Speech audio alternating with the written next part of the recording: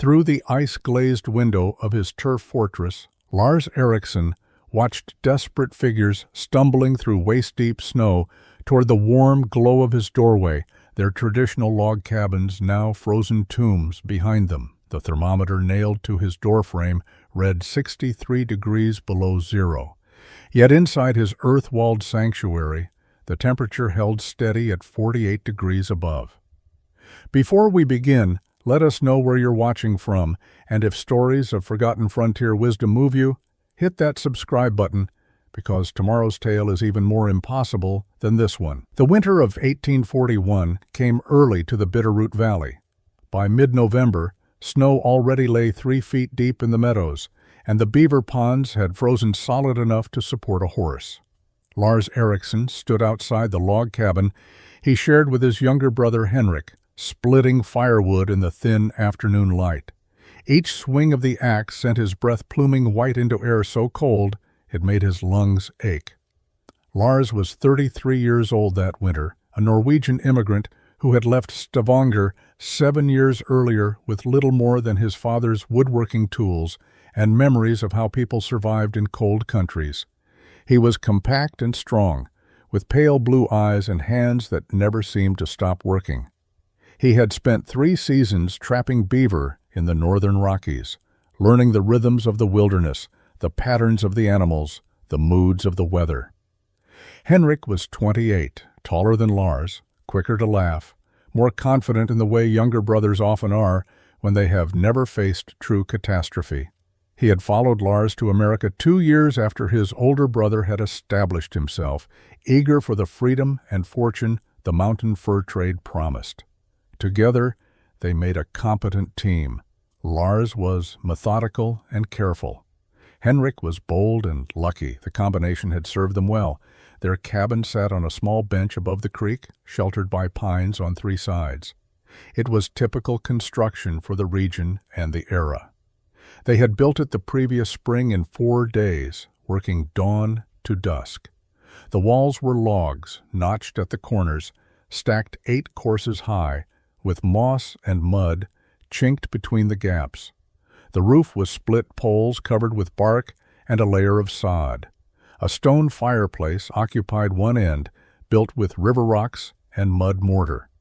The door was thick planks held together with wooden pegs and cross-bracing.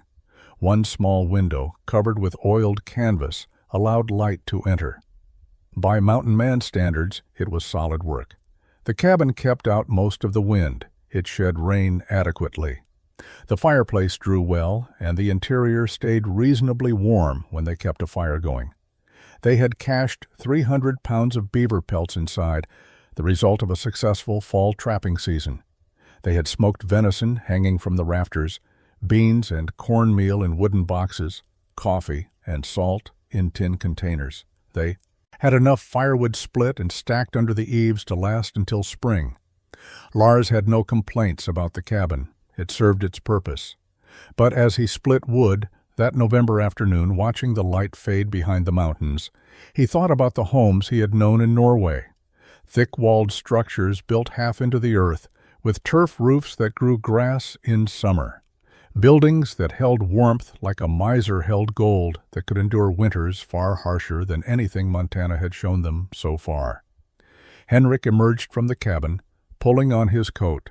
"Trap lines tomorrow," he said. "Weather looks stable." Lars nodded, setting another log on the chopping block. The weather did look stable. Clear skies, light wind, cold, but not dangerously so. Perfect conditions for checking their trap sets along the creek and its tributaries. He had no way of knowing that in 3 months his brother would be dead, and everything he thought he understood about surviving in the wilderness would prove catastrophically insufficient. Lars remembered his father's hands, thick-fingered and scarred from decades of working wood and stone.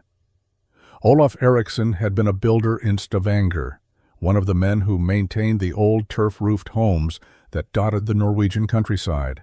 As a boy, Lars had followed his father to work sites, watching him cut blocks of living sod, stack them in careful courses, fit them around timber frames that would stand for generations. "Earth holds warmth better than any wood," his father had told him once, pressing his palm against a turf wall that had stood for 70 years. Wood is strong, but earth is patient. Earth remembers the summer sun and gives it back through winter darkness. Lars had carried those memories across the Atlantic, though he had never spoken of them to Henrik. His younger brother had left Norway with different dreams. Henrik saw America as escape from old ways, old limitations. He wanted nothing to do with the methods their father had practiced, the slow, deliberate craftsmanship that seemed unnecessary in a land of endless timber and open space. "Why would anyone build with dirt when there are trees everywhere?" Henrik had asked the previous spring when Lars mentioned turf construction. "That is poverty building, brother. We are not desperate farmers clinging to rocky soil. We are free men in a rich land." Lars had not argued. Henrik was not wrong exactly. The American frontier offered abundance that Norway never could. Trees grew thick and tall. Game was plentiful. A man could build a serviceable cabin in days and move on when the trapping played out. There was no need for the permanent, laborious construction methods of the old world. But Lars had noticed things that troubled him. He had seen how American-built cabins aged. The notched corners settled and spread. The chinking cracked and fell out. The roofs leaked. Within a few years, gaps appeared between logs, gaps that let in wind and cold. Trappers accepted this as normal, rebuilding or moving on as needed. He had also noticed how cold penetrated log walls. Wood was dense, solid, seemingly substantial, but on the coldest nights, frost formed on the interior logs despite a roaring fire. The logs themselves conducted cold inward. No amount of chinking stopped it. The cabin became a constant battle between fire and frost, and fire did not always win. Henrik noticed none of this. To him, the cabin was adequate. It was better than a tent, better than sleeping rough. If it got cold, you built a bigger fire. If the wind found gaps, you stuffed them with rags or moss. These were minor inconveniences, not fundamental problems. The brothers checked their trap lines through December and January. The trapping was good. Beaver were plentiful, and the pelts were thick with winter fur. By late January, they had accumulated nearly 400 pounds of prime fur, worth serious money in St. Louis come spring. Then February arrived, and with it cold, unlike anything Lars had experienced even in Norway. Cold that would teach him the difference between adequate and survival. The temperature began dropping on February 6th. Lars noticed it first in the quality of the air, the way sounds carried differently, the way the smoke from their chimney rose straight up without the slightest waver. By evening, the cold had intensified to a level that felt wrong, dangerous in a way that went beyond discomfort. Henrik added wood to the fire, building it higher than usual. The flames roared, consuming split pine and fir, filling the cabin with heat and light. For an hour, the interior felt almost comfortable. Then the cold began winning. It started at the walls. Frost appeared on the interior logs, thin white crystals that spread across the wood despite the fire burning 6 feet away. Lars pressed his hand against the log nearest his sleeping platform. The wood felt like stone pulled from an ice-fed creek. The logs themselves had become conduits, pulling cold from outside and radiating it inward. "More wood," Henrik said, feeding the fire until it roared like a forge. The temperature near the fireplace became almost unbearable, but 10 feet away, breath still fogged white. The cabin had become a study in extremes, scorching heat near the flames, bitter cold everywhere else. They burned through a week's worth of split wood in one night. As the pile under the eaves dwindled, Henrik began breaking up furniture. A stool went into the flames, then a shelf, then the small table they had built for preparing meals. The wood bought them hours, but the cold was patient and relentless. By the second day, Lars realized they were in serious trouble. The gaps between the logs, invisible in normal weather, had become channels for frigid air. The chinking they had so carefully applied the previous spring had contracted in the extreme cold, pulling away from the wood, creating openings. Wind found every gap, every crack, every imperfection. The cabin's structural weaknesses, acceptable at 20 degrees below zero, became life-threatening at 50 below. The brothers took turns feeding the fire through the second night. Sleep was impossible. The cold penetrated their buffalo robes, their wool blankets, their layered clothing. They stayed as close to the flames as they could, without burning, rotating periodically to warm all sides. Henrik developed a cough on the third day. It started as throat clearing, then became persistent hacking that racked his frame. Lars made him tea from pine needles, forced him to drink, kept him near the fire. The cough worsened. By the fourth day, they had burned everything burnable except their sleeping platforms and the door. Henrik's cough had become wet and labored. His lips had taken on a blue tinge. He shivered constantly despite being wrapped in every blanket they owned, despite sitting close enough to the fire that his coat was singed. Lars went outside to split more wood from the stack, moving frantically despite exhaustion. The cold on the fifth day reached levels that defied experience. When Lars stepped outside to retrieve the last of the unsplit logs, his breath froze in his beard before he could exhale fully. The air hurt to breathe, burning his lungs with each inhalation. He worked as quickly as his numbed hands allowed, splitting wood with desperate efficiency, knowing that stopping meant death. Inside, Henrik had stopped coughing. The silence was worse than the hacking had been. Lars dropped the wood by the fire and went to his brother. Henrik's breathing was shallow, rapid, inefficient. His eyes were half-closed, unfocused. The blue tinge had spread from his lips to his fingernails, his earlobes, the skin around his eyes. "Stay with me," Lars said, shaking Henrik's shoulder. "Brother, stay awake." Henrik's eyes focused briefly. "Cold," he whispered. "So cold, Lars." Lars built the fire higher, burning wood faster than he had all week. He wrapped Henrik in his own buffalo robe, adding it to the layers already covering his brother. He heated stones in the fire and placed them around Henrik's body. He did everything he could think of, everything their father had taught him, everything he had learned in 3 years of mountain winters. It was not enough. The cabin was fundamentally incapable of retaining warmth at this temperature. The logs that formed its walls were 8 inches thick, but they might as well have been paper. The gaps between them, the notched corners, the spaces around the door and window, all of these conspired to drain heat faster than any fire could replace it. Henrik died sometime in the early hours of the 6th day. Lars was not sure exactly when. His brother's breathing had become so shallow that the transition to stillness was almost imperceptible.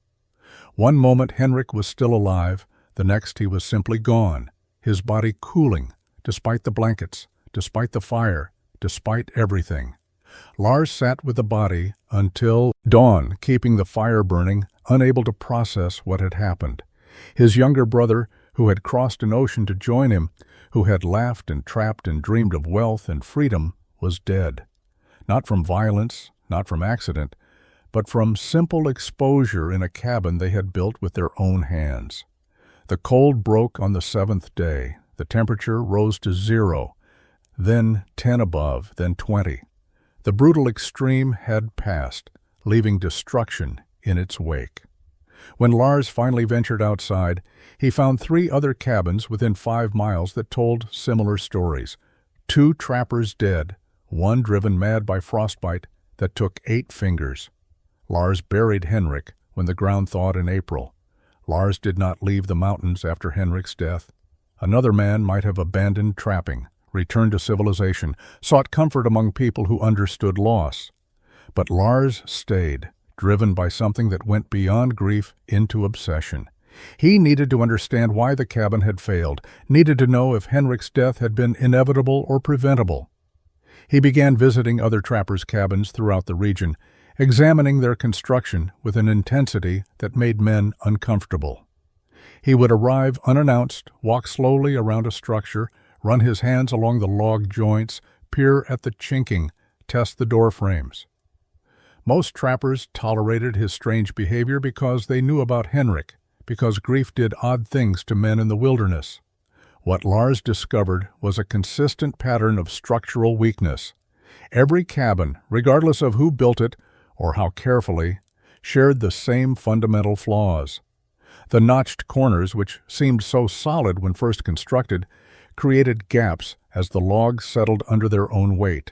The notches themselves acted as channels, funneling cold air through the walls even when the gaps were not visible to the eye. The chinking between logs was another universal failure point. Most trappers used moss mixed with mud, the traditional method passed down through generations of frontier builders. In moderate weather, this worked adequately, but extreme cold caused the mud to contract and crack. The moss dried out and fell away.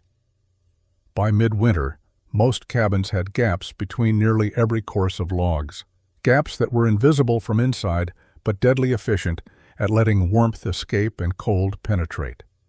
He found cabins where bears or weather had torn off doors, exposing the simple hinge systems that most men used.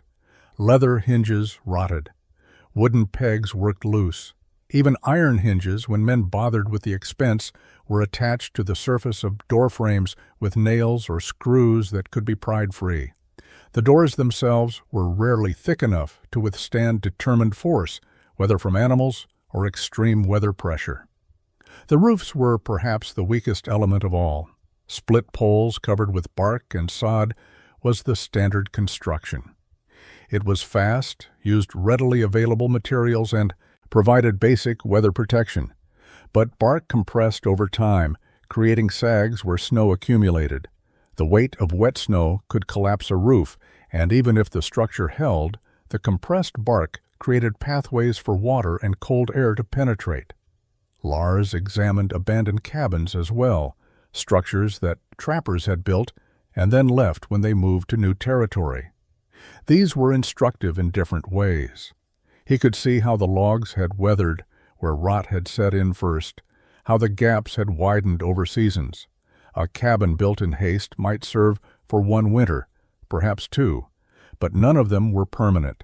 None of them were engineered to truly protect human life in extreme conditions. By late spring of 1842, Lars had developed a comprehensive understanding of why log cabin construction failed. The knowledge sat heavy in his mind, particularly during the nights when he lay awake in the cabin where Henrik had died, feeling cold air move through gaps his brother's body had once helped warm. In June of 1842, Lars traveled to Fort Benton to sell his furs. The journey took 2 weeks on horseback, following rivers and game trails through country that was slowly opening to settlement. Fort Benton sat on the Missouri River, a trading post where trappers brought their pelts and purchased supplies for the next season. The factor weighed Lars's furs and offered a fair price. 380 pounds of prime beaver, along with some marten and fox, brought him $640. It was good money, enough to outfit himself for 2 more years of trapping, enough to live comfortably in St. Louis for 6 months if he chose to return to civilization. Lars took his payment in cash and credit and began making unusual purchases. The clerk who managed the trading post inventory grew increasingly puzzled as Lars's requests deviated from standard trapper fare. 20 birch posts, 8 to 10 inches diameter, 12 feet long, Lars said. Straight grain, no knots, bark stripped. The clerk made a note. Building something permanent? Lars did not answer. 24 sheets of canvas, heavy weight, 6 rolls of hemp rope, a crosscut saw, 2 draw knives, 50 pounds of square-cut nails. Nails are expensive this far from the settlements, the clerk warned. I know. The list continued. Lars purchased items that made sense only if someone planned construction that went far beyond a simple trapper's cabin. He bought a measuring square, a plumb bob, a level made from wood and glass. He bought iron hinges that weighed 15 pounds each, brackets designed for heavy door construction, a specialized auger for drilling large holes through timber. Other trappers in the trading post watched his purchases with growing curiosity. Thomas Whitfield, an English trapper who had worked the same region as Lars, approached him while he loaded supplies onto a pack horse. "That is a lot of hardware for a man working alone," Thomas observed. Lars secured the load with practiced efficiency. "I am building something that will last." "Your brother's death hit you hard," Thomas said, not unkindly. "Some men leave the mountains after losing a partner. Others build monuments. Neither brings the dead back. I am not building a monument." "What then?" Lars looked at the Englishman for a long moment. "A cabin that will not kill the man who sleeps in it." Thomas frowned. "Your cabin killed no one. The cold did that. Build where you like, how you like. The mountains will take you when they are ready." "Perhaps," Lars said, "but they will work harder for it." The exchange spread through the small community of trappers at Fort Benton. By evening, men were speculating about what the Norwegian was planning. Some thought grief had unbalanced his mind. Others assumed he planned to establish a permanent trading station. A few thought he was simply wasting money on unnecessary refinement, trying to build a gentleman's house in country that demanded rough practicality. Lars ignored the speculation. He spent 3 more days at the fort, carefully selecting additional materials. He purchased seed for grass that would establish quickly on disturbed ground.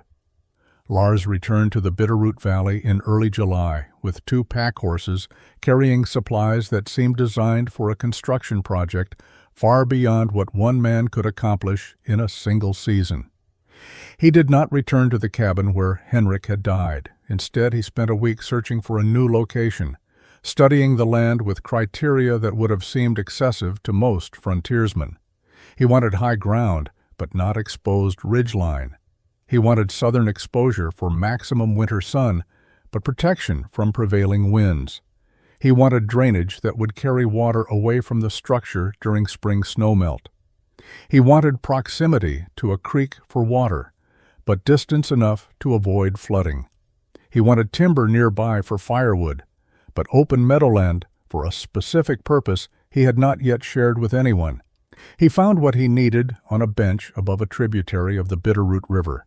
The land rose gently from the creek, creating natural drainage. A stand of pines provided wind protection from the north and west. The southern face was open, sloping toward the water with grass-covered ground that received full sun from dawn to dusk. The soil was good, dark, and rich, with the kind of root structure that would serve his purposes. Lars set up a temporary camp and began the work that would occupy him for the next 4 months. He started by cutting turf blocks from the meadow. This was not random excavation. He used a specialized technique his father had taught him, a method developed over centuries in Norway where turf construction was refined to an art. Each block was cut to precise dimensions, 18 inches long, 12 inches wide, 6 inches deep. He used a sharpened spade to cut 3 sides vertically, then slid the blade horizontally, beneath, severing the grass roots at consistent depth. The result was a block of living sod, grass on top, roots and soil compressed beneath, weighing approximately 40 pounds. He worked methodically, cutting blocks in rows, stacking them nearby to observe how they settled and compressed. The grass continued growing on top of the blocks even after they were cut, the roots holding the soil together, creating what was essentially a living building material. After cutting 200 blocks, Lars began testing.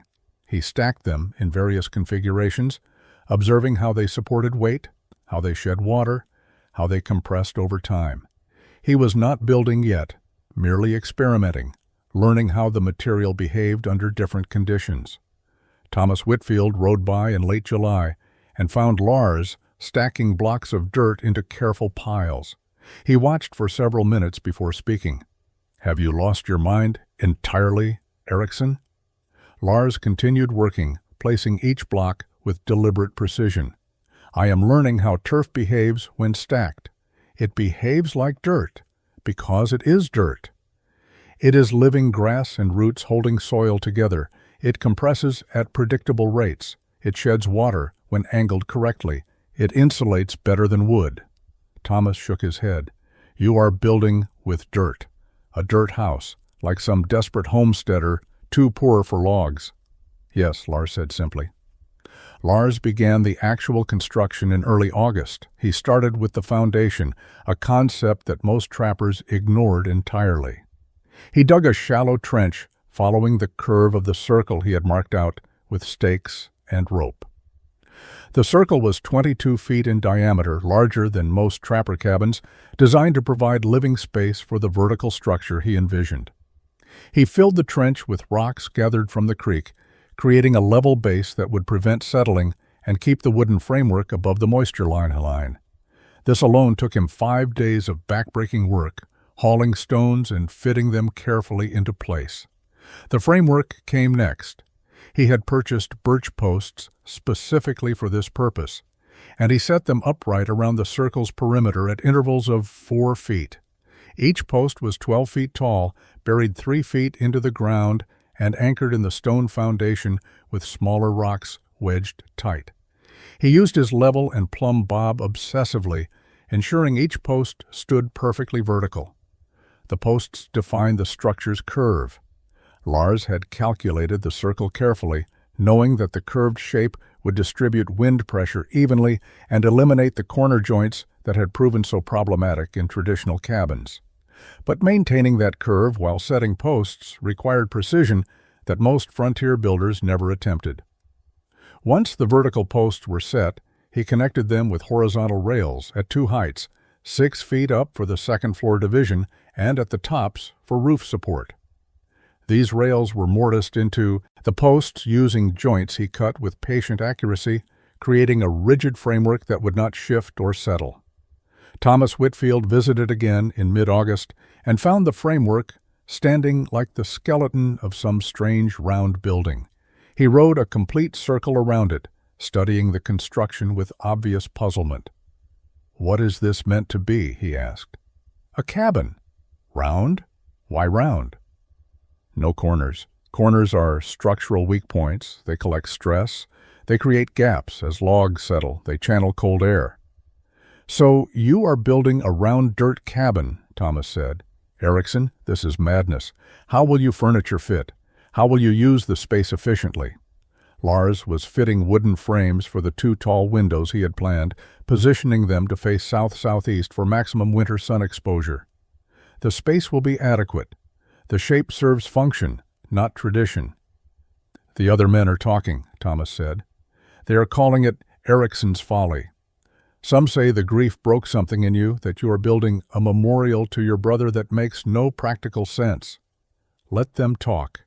They are saying you have wasted your entire season's earnings on posts and nails to build something that will collapse under the first snow load. Otto Schmidt is taking bets that it will not survive one winter."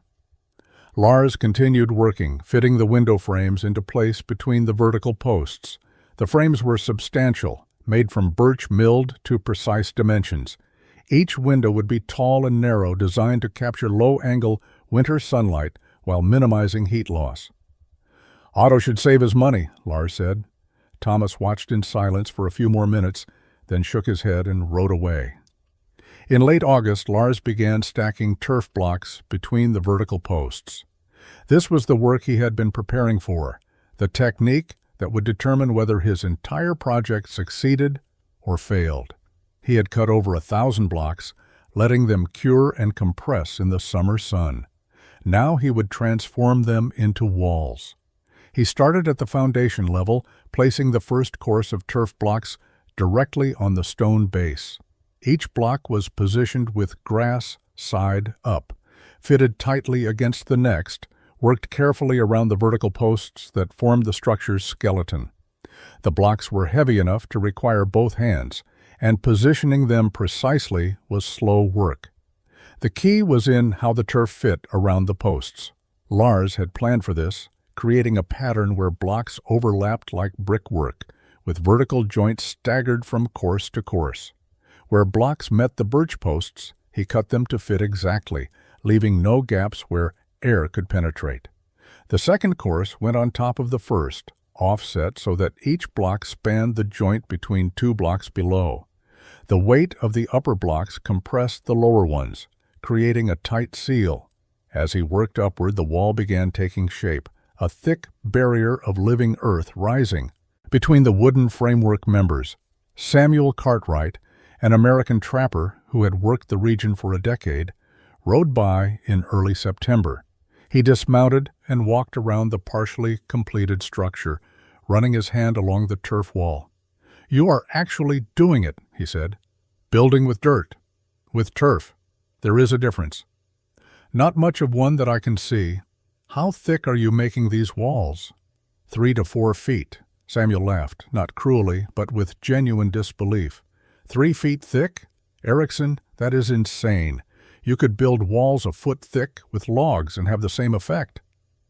Logs conduct cold. They are dense, solid, but they transfer temperature. Earth insulates. It does not conduct. It absorbs warmth and releases it slowly. "So your father told you in Norway, I am guessing, but this is not Norway. We have timber here. Good, solid timber that builds a cabin in 4 days instead of 4 months. Lars placed another turf block, fitting it precisely against the previous one. "How many men died in their log cabins last February?" The question hung in the air.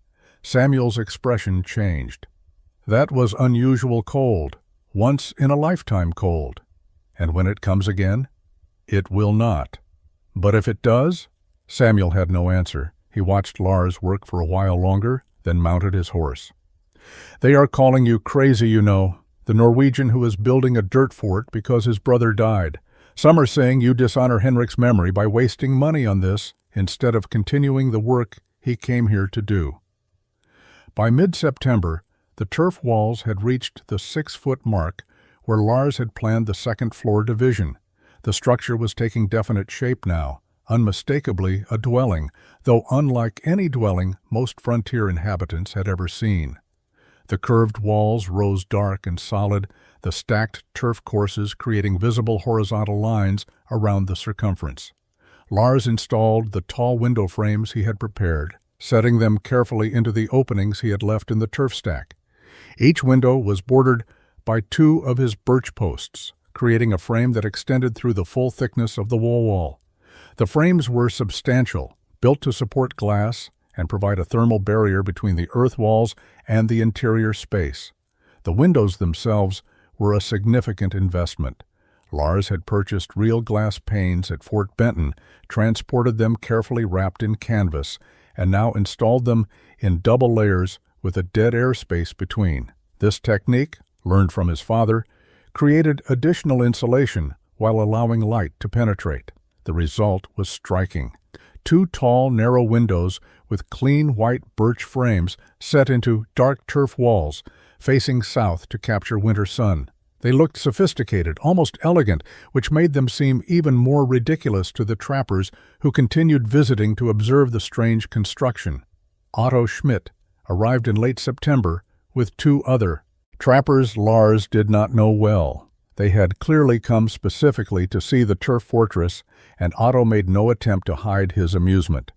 "Fancy windows in a mud pile," Otto announced loudly. "Look at this, boys, real glass, double-paned. Must have cost him $50. "Closer to 70, Lars said, continuing his work on the doorframe. This provoked genuine laughter. $70 for windows in a dirt hut. Erickson, you have truly lost your mind. Why not just build a proper cabin and use the money for something useful? These windows will capture solar warmth during winter days. The thermal mass of the walls will store that warmth and release it at night." "Solar warmth," Otto repeated mockingly. "Thermal mass. You sound like some Eastern professor, not a trapper. Next, you will be telling us about scientific principles and engineering calculations." "The principles are simple. Dense materials absorb heat.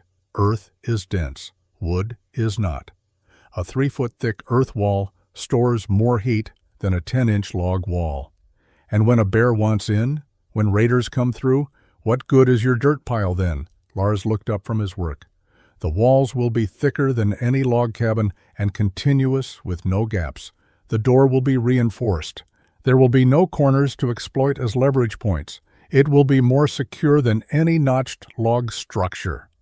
The other trappers exchanged glances. One of them, a younger man named Jacob, spoke up. "But it looks like a dirt mound, like something Indians might build or desperate farmers. not like a proper building. It will function correctly. Appearance is secondary. Otto shook his head. Function. Appearance. You talk like a carpenter building a church, not a mountain man building shelter. Mark my words, Erickson.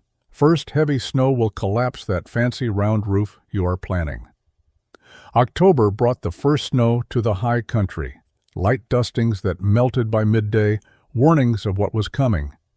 Lars worked with increased urgency, though his pace remained methodical. The turf walls had reached their full height of 10 feet, creating a barrel-shaped structure that dominated the meadow landscape. The door construction consumed 2 full weeks of concentrated effort. Lars built it using techniques that would have been excessive in any normal cabin, but were essential for his purposes. He started with thick planks hewn from a single pine tree, selecting the densest, straightest-grained wood he could find. Each plank was nearly 3 inches thick, shaped with his draw knife until the surfaces were smooth and the edges precisely squared. He assembled the planks using tongue and groove joinery, cutting a protruding ridge along one edge of each plank and a matching groove along the other.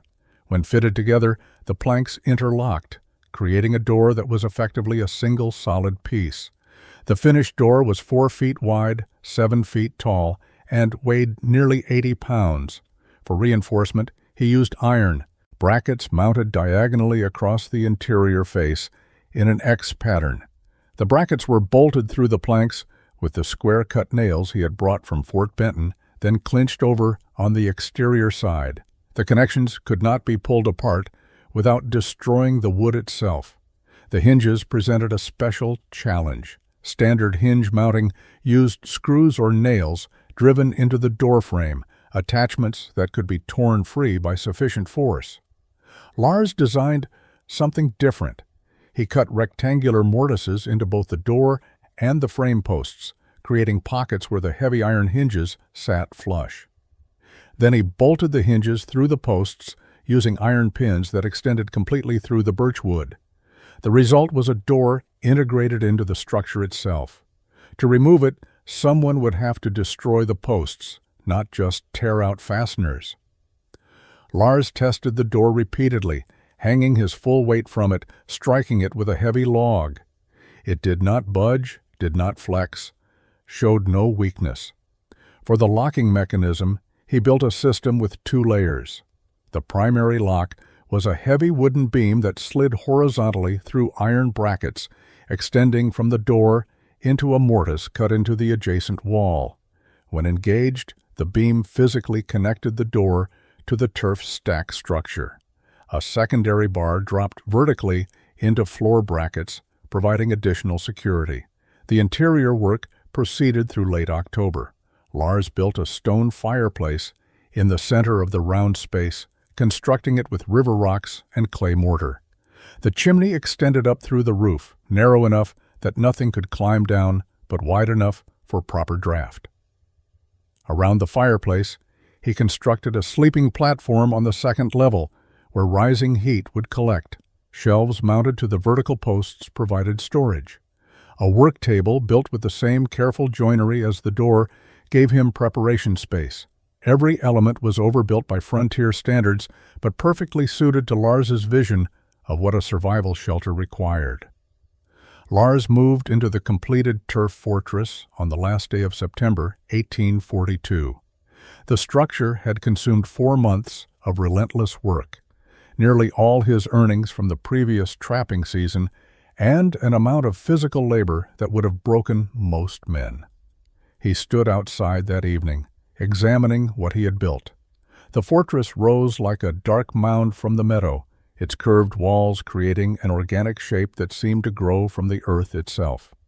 The 2 tall windows with their white birch frames provided the only indication that this was human construction rather than a natural feature. The door, massive and reinforced, sat deep in the turf wall like the entrance to a cave. It looked primitive. It looked crude. It looked nothing like the prestigious log cabins that successful trappers built to demonstrate their competence and wealth. Lars understood why men mocked it. By every standard of frontier architecture, it was wrong. but standards of frontier architecture had killed his brother.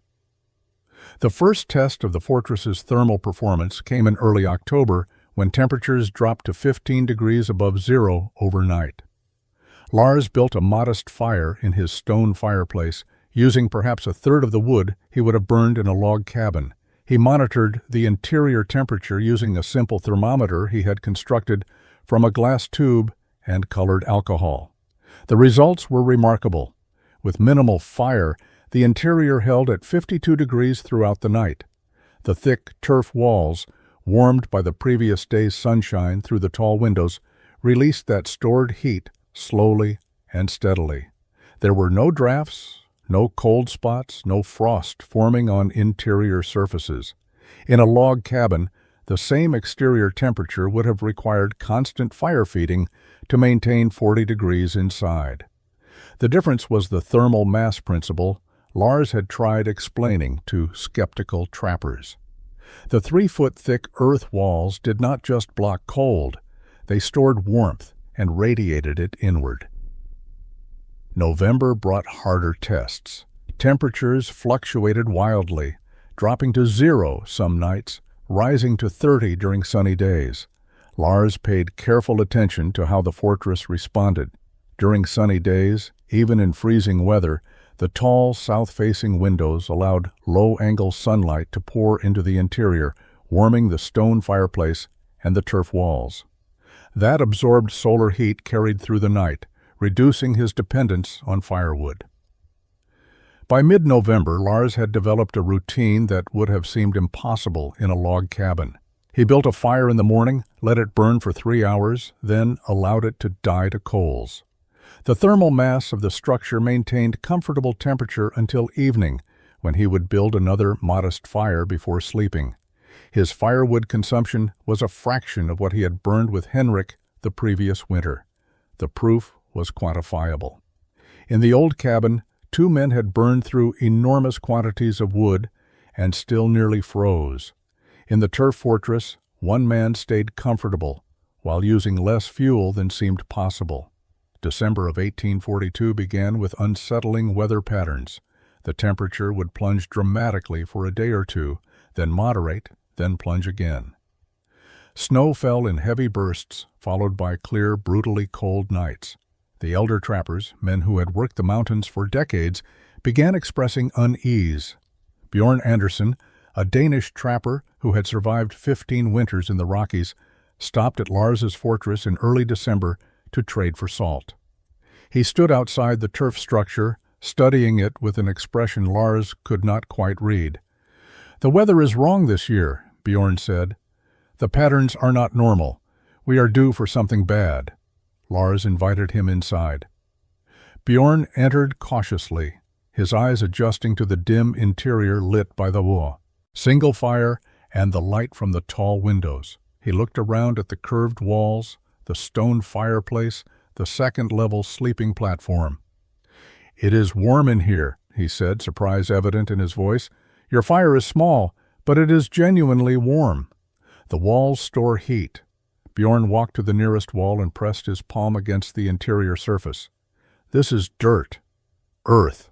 I have never seen anyone build like this in America." "They build like this in Norway, in Iceland, in Scotland, places where cold is serious and wood is scarce.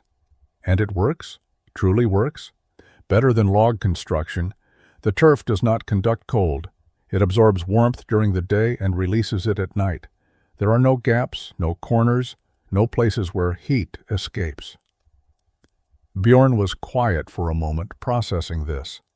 Last February, when the extreme cold came, this would have kept Henrik alive? The question cut deep, but Lars answered honestly. Yes, the temperature outside was 58 below. In the log cabin, we could not keep the interior above 20 degrees no matter how much we burned. Here, with modest fire, I would have maintained 45 to 50 degrees. 10 degrees difference, that is all. 10 degrees is the difference between sleeping and dying, between hypothermia and survival. Bjorn walked around the interior, examining the construction details, the window frames, the massive door. "The men mock this," They call it Ericsson's folly. I know. But they are fools. This is engineering, real engineering, not just stacking logs and hoping for the best. He paused. The weather is going to turn bad, worse than last February. I feel it in my bones. When it comes, men are going to die in their log cabins again. Lars said nothing. He had prepared for himself, built what he knew would work. He had shared his techniques with anyone who asked serious questions, but most trappers were not interested in changing methods that had served adequately until the extreme cold exposed their inadequacy. Bjorn looked at him steadily. When it happens, when the cold comes and people are desperate, will you shelter them? The fortress will hold 12 people, if necessary. I have supplies for one, but I will share what I have. The extreme cold arrived on December 18th. It came without warning, a high-pressure system that settled over the northern Rockies and squeezed the warmth from the air like water from a rag.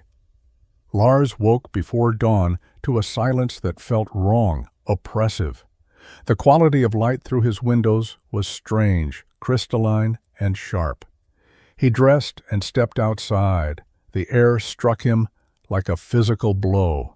It was cold beyond anything he had experienced, cold that made his previous winter's suffering seem moderate by comparison. His breath froze instantly, creating ice crystals that fell tinkling to the ground. The trees cracked like rifle shots as sap froze and expanded inside the wood. Lars went back inside and checked his thermometer. The exterior temperature, measured in a sheltered location out of direct wind, read 61 degrees below zero. Inside the fortress, with only the remnants of the previous night's fire glowing in the stone fireplace, the temperature held at 46 degrees above. 46 inside, 61 below outside, a difference of 107 degrees maintained by earth walls and thermal mass, with almost no active heating. Lars built up the fire, not because he needed significant heat, but because he understood what was coming. This cold would not break quickly. The high-pressure system was massive, stable. It would sit over the region for days, perhaps a week. And during that time, every log cabin in the territory would become a death trap. The first visitor arrived at midday. Thomas Whitfield appeared through the trees leading his horse, moving with the careful deliberation of a man fighting hypothermia. His face was white, his movements sluggish. He had wrapped every piece of cloth he owned around his body, but it was not enough.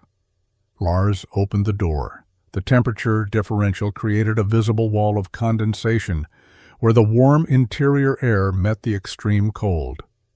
"My cabin," Thomas managed through frozen lips. "Cannot keep fire hot enough. Wife and children freezing." "Bring them here." Thomas stared at him. "Here? To your dirt fort? Now, Thomas, before you lose feeling in your feet, this cold will kill your family within hours." The reality of the statement penetrated Thomas's cold-dulled mind. He turned and stumbled back toward his cabin, 3 miles distant through snow and killing cold. Lars prepared the fortress for multiple occupants, building up food supplies, arranging sleeping space on both levels, stoking the fire higher than he normally would. Thomas returned 2 hours later with Margaret and their 3 children. Margaret was carrying the youngest, a girl of 4. The children were crying, their faces red with cold. Despite being bundled in every blanket the family owned, they stumbled into the fortress, and the warmth hit them like salvation. Margaret's eyes widened as she registered the interior temperature. "It is warm, truly warm. How is this possible?" The Whitfield family huddled near the fireplace, thawing slowly, the children's crying gradually subsiding as warmth penetrated their layered clothing.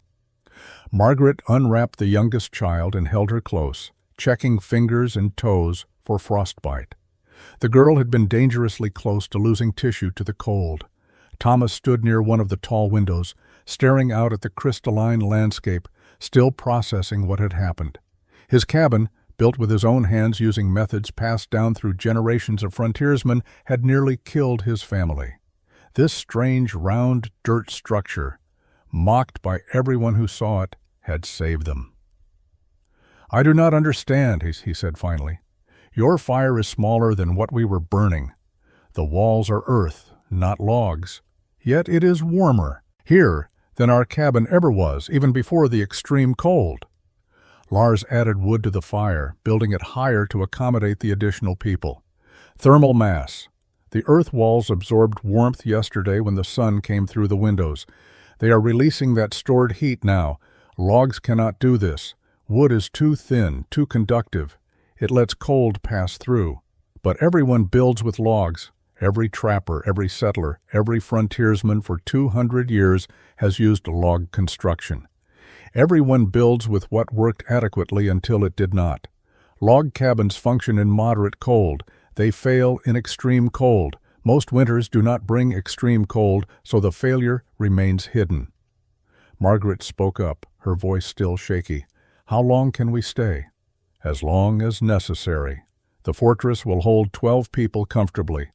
I have food enough for one, but we will share what we have and supplement with whatever you brought." A knock on the door interrupted them. Lars opened it to find Bjorn Andersson with another man Lars recognized as Peter Lindström, a Swedish settler who had built a homestead 5 miles south. Both men showed signs of serious cold exposure. "Our cabins are failing," Bjorn said without preamble. "Can we shelter here? Come in?" The fortress was beginning to fill. 8 people now occupied the space Lars had designed for himself, yet the structure held its temperature. The thick turf walls continued radiating stored warmth. The single central fireplace, burning steadily but not excessively, maintained comfortable conditions. More knocking came as darkness fell. Otto Schmidt arrived with his wife and teenage son. The same Otto who had mocked the fortress construction, who had taken bets it would not survive one winter, now stood in the doorway with desperation evident in his frozen features. "Eriksson," he began, then stopped, pride warring with necessity. Lars stepped aside. "There is room." Otto entered, followed by his family. He would not meet Lars's eyes. His wife, a practical woman named Greta, had no such reservations. "Thank you," she said simply. "Our cabin was killing us. I could feel it." By midnight, 12 people crowded into the turf fortress. Every family had the same story. Their log cabins, adequate in normal winters, had become uninhabitable. Fires burned constantly but could not overcome the cold, penetrating through gaps, corners, thin walls. The second day of extreme cold tested the fortress in ways Lars had anticipated but never experienced. 12 people generated body heat, exhaled moisture, consumed resources, and required space. Yet the structure performed better than he had hoped. The thermal mass principle worked at scale. 12 bodies added warmth to the interior. The turf walls absorbed that warmth along with heat from the fire and the minimal solar gain that penetrated through windows during the brief daylight hours. The temperature inside remained between 48 and 52 degrees, comfortable enough for survival, cool enough that the fire did not need to roar constantly. The families had brought what supplies they could carry during their desperate flights: some food, blankets, basic necessities. Combined with Lars's stored provisions, there was enough to sustain everyone for a week if necessary. Water was the easiest resource. Lars simply filled containers with snow and let them melt near the fire. The social dynamics were complex. These were people who had mocked Lars's construction, who had called him crazy, who had predicted his fortress would collapse. Now they depended on it for survival, sheltered by the very features they had ridiculed. Otto Schmidt struggled most visibly with this reality. He sat away from the others, watching the children play near the fireplace, his expression troubled. On the third day, he finally approached Lars. "I was wrong," Otto said quietly. "About the fortress, about your methods, about calling you crazy." Lars was carving wooden pegs for a repair project, maintaining the casual work that kept his hands busy. "You believed what experience had taught you. Log cabins work adequately most of the time. But not when it matters most, not when lives depend on it." Otto gestured at the curved turf walls. "This seems primitive." looks crude, but it is more sophisticated than anything I have built. I did not understand that appearance and function are different things. Most people do not. How did you know? How did you understand what was needed when men with decades of experience did not? Lars set down his carving. My brother died because our cabin could not protect him. I could accept that as tragedy, as unavoidable loss, or I could understand it as a problem with a solution. I chose to find the solution. Thomas Whitfield, listening nearby, joined the conversation. The turf stacking method, the curved walls, the thermal mass principle. Where did you learn this? From my father in Norway, from watching how people survived in cold countries for centuries, from understanding that different environments require different solutions. Peter Lindström, the Swedish settler, nodded slowly. In Sweden, we had similar buildings. Half underground, thick earth walls, small openings. I had forgotten those methods when I came to America. Everyone builds with logs here, so I built with logs. I should have remembered. Margaret Whitfield spoke from where she sat with the children. Will you teach us? When this cold breaks and we can rebuild, will you show us how to build like this? Lars looked around at the 12 people sheltered in his fortress, all watching him with expressions ranging from hope to desperation. The extreme cold lasted 5 days. On the morning of the 6th day, the temperature had moderated to 20 below zero, still bitter but survivable. The families began venturing out to check their cabins, assess damage, salvage what they could. Thomas Whitfield's cabin had suffered a collapsed roof section where snow accumulation overwhelmed the pole and bark construction. The interior was filled with snow and ice, supplies ruined, the structure uninhabitable without major reconstruction.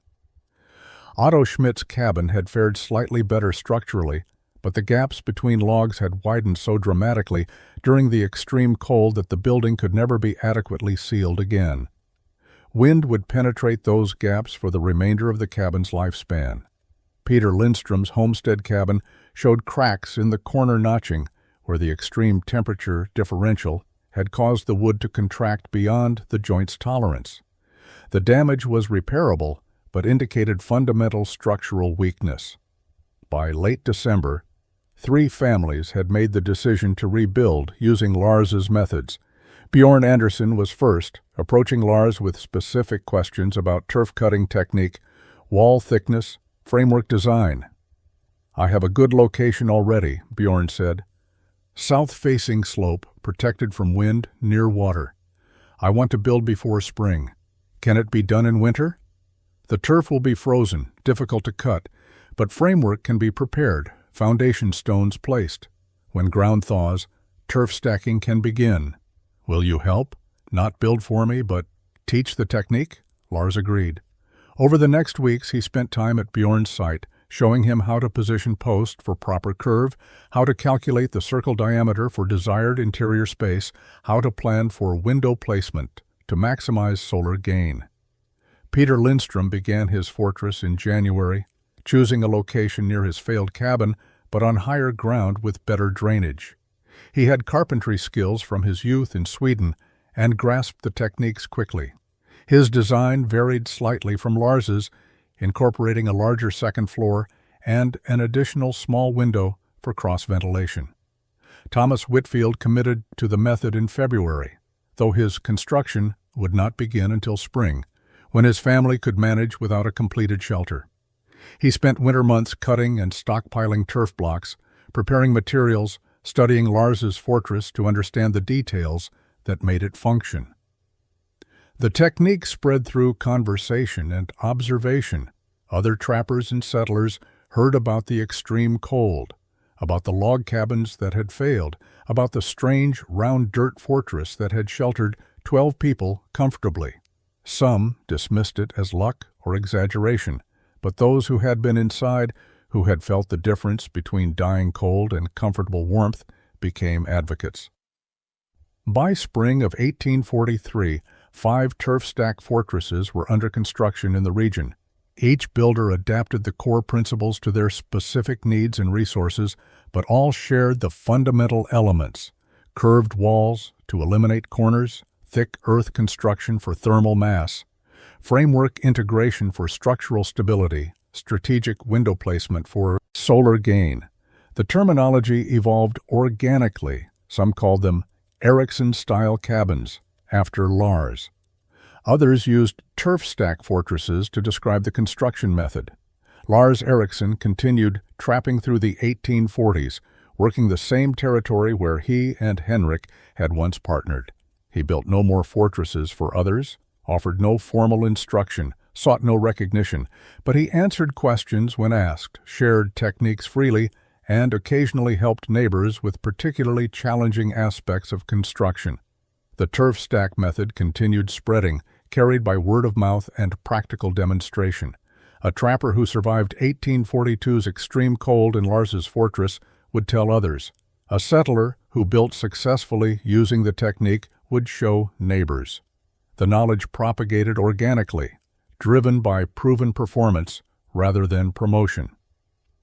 By 1850, an estimated 15 to 20 turf stack structures existed across the northern Montana and Wyoming territories. Each represented a family's decision that survival mattered more than appearance, that engineering trumped tradition, that learning from harsh experience was wisdom rather than weakness. The exact number of lives saved by these structures is impossible to determine. Survival rarely generates documentation, but accounts from the period include references to extreme weather events where families sheltered successfully in earth-walled fortresses while others suffered or died in log cabins. Winter after winter, the thermal mass principle proved itself. Lars left the mountains in 1854 at age 46. He had accumulated modest wealth through careful trapping and spending. He purchased land in the Willamette Valley in Oregon Territory, built a small farm, lived quietly. He married in 1856 a widow named Ingrid, who had emigrated from Denmark. They had no children. He died in 1869 at age 61 of pneumonia contracted during an unusually wet spring. Ingrid buried him in a cemetery outside Salem. His gravestone recorded his name, birth, and death years, nothing more. There was no mention of his time in the mountains, no reference to the construction techniques he had developed. But in the mountains he had left behind, the fortresses remained. Some were still occupied by the families who had built them. Others had been abandoned as the fur trade collapsed and people moved on. But the structures themselves endured. Turf walls, properly built, lasted decades. The living grass and roots that held the blocks together continued growing, weaving the construction into something almost organic. Travelers in the 1860s and 70s occasionally encountered these strange round buildings, weathered and moss-covered, standing solid in meadows or on hillsides. Most assumed they were indigenous construction or storage facilities. Few knew the story of the Norwegian trapper who had watched his brother die and responded by engineering a solution. The phrase, "built like an Ericsson fortress," appeared in scattered letters and journals from the period, usually as a compliment indicating exceptional durability. But the origin faded as Lars's generation passed and memory became myth. Modern historians studying frontier architecture occasionally note the round earth structures in photographs and surveys from the northern Rockies. Most dismiss them as outliers, interesting variations on standard construction. They miss the essential story, that innovation comes from tragedy, that one man's response to loss can benefit many, and that the most valuable legacies leave no monument beyond the lives they quietly save.